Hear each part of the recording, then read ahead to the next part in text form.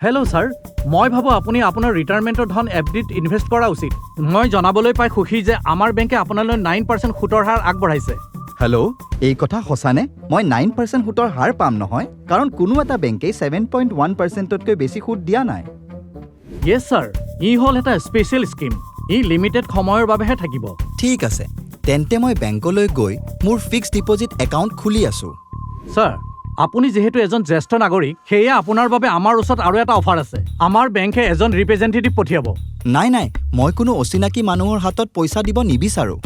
Sir, আপুনি কোনো পইচা দিয়াৰ দৰকাৰ নাই। আপুনি মাত্ৰ এখন ক্ৰছ চেক দিলেই হ'ব।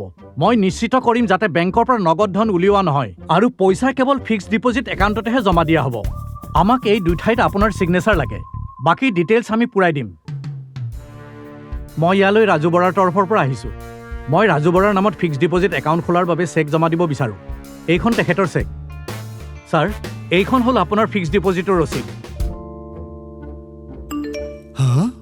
অভাৰড্ৰাফ্ট? ছাৰ, মোৰ ফিক্সড ডিপ'জিটত অভাৰড্ৰাফ্ট দেখুৱাইছে, কিন্তু মইতো ইয়াক লোৱা নাই। প্লিজ চেক কৰি চাওকচোন।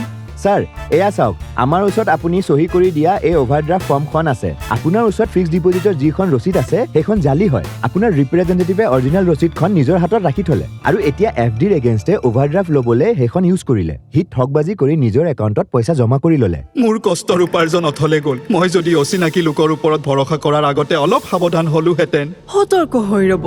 এফডিত অভাৰড্ৰাফ্টৰ নামত ঠগবাজিৰ পৰা হাত সাৰি থাকিব। কৰণীয়, চহী কৰাৰ আগতে সকলো নথি পত্ৰ পৰীক্ষা কৰি চাব। বেংকৰ শাখালৈ গৈ বা কোনো পৰিচিত ব্যক্তিৰ সহায়তহে ইণ্টাৰনেট বেংকিঙত লেনদেন কৰিব। অকৰণীয়, গুৰুত্বপূৰ্ণ নথি পত্ৰ বা চেক আদি অচিনাকি মানুহৰ হাতত নিদিব।